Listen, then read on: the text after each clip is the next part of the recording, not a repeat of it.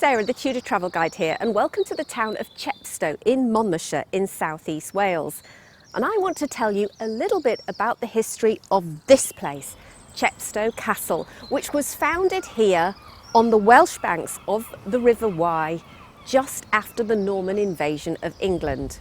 So stick around to hear the history of the castle, including its links to the 16th century and the powerful Earls of Worcester.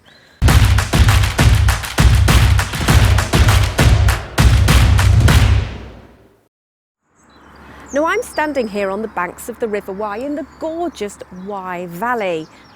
I'm here on the English side of the river, but just over there, where you see the castle behind me, is the Welsh side of the valley. Now this has always been an incredibly important strategic place, and that explains why shortly after the Norman invasion of England in 1066, one of the noblemen close to William the Conqueror founded this enormous castle right up on the cliffs overlooking the River Wye. Now, as I mentioned, this was an incredibly important strategic spot. It overlooked the River Wye and therefore could control traffic passing up and down the river. And in fact, this whole region, the border region between Wales and England, was always one of contention. There were always skirmishes and outbreaks of unrest. And so it demanded castles like this to keep control of the unruly inhabitants on the far side of the Welsh border. Now, the castle that we see today has grown over the centuries.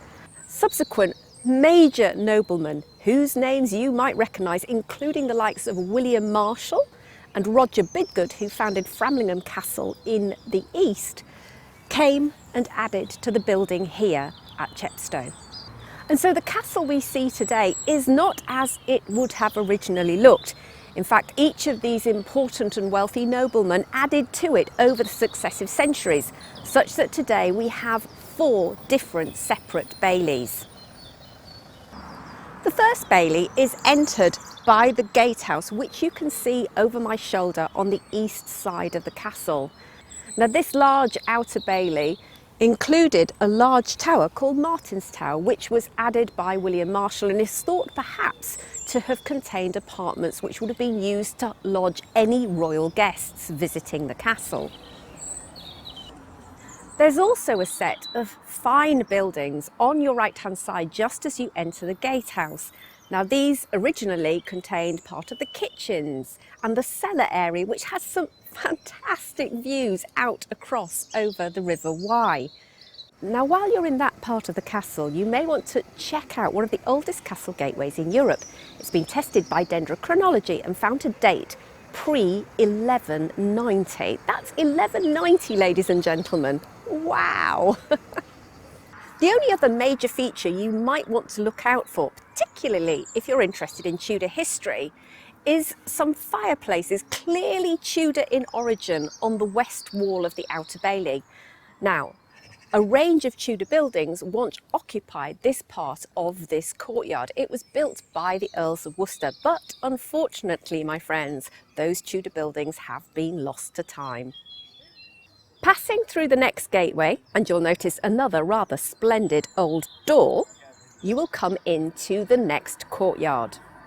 This middle courtyard, which is slightly smaller in size, leads us gently uphill into the most dominant building of the castle. And again, you can see it behind my shoulder, perched high up on the cliff. Now, this was once the central residential block, and in fact, it's one of the oldest secular buildings in the country. And indeed, if you visit, you will be wowed by its scale. Do look out for some fine architectural features. You can see some splendid carving around windows and an arch that once separated this grand space at first floor level into 2 chambers. And finally, notice on the far west-hand wall, there are a series of plain arches. And again, these are some of the earliest decorative features in a secular building in the UK. So a really special place, and I do hope you enjoy it because it has some amazing atmosphere. Beyond this great chamber block, we can continue to walk uphill, and in fact there are 2 further courtyards or baileys beyond that. It is true to say that Chepstow Castle is a magnificent building. It is steeped primarily in medieval history, but just with a little bit of Tudor history added in for good measure. And in fact, it's quite possible that Elizabeth, Countess of Worcester, the woman who very first gave an inkling of charges of indiscretion in Anne Boleyn's household, died here at Chepstow because she is buried in the nearby Priory Church. So make sure you nip along there and you do not miss her tomb. It's a really important one historically. So that's all for me, but until next time, it is, of course, happy time travelling.